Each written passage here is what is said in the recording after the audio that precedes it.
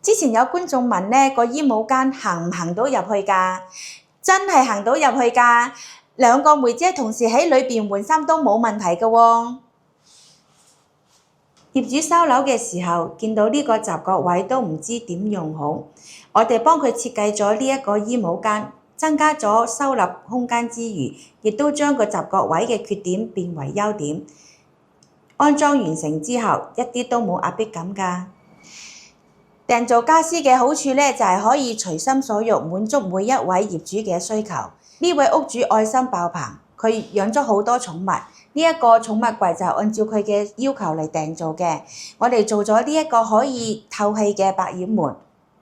衣帽間喺客廳嘅當眼位，所以我哋將個門嗰度加入咗條子嘅元素，冇咁單調之餘呢，仲呼應咗呢個長虹玻璃嘅設計，